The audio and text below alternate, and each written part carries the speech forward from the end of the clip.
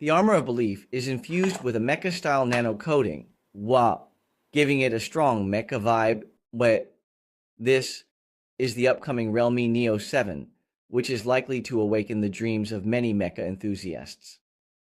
The back cover of the phone also features a lot of small mecha decorations, which is really cool. Once you buy this phone, I bet many people won't even bother with a phone case anymore because it looks so good.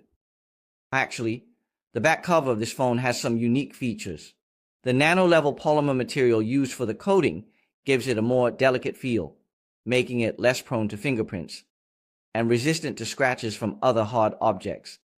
Next, let's talk about the black border that everyone is concerned about. After the screen is turned on, the black border is almost invisible. This extremely narrow border is really good looking, and there is almost no rival in mobile phones of the same price.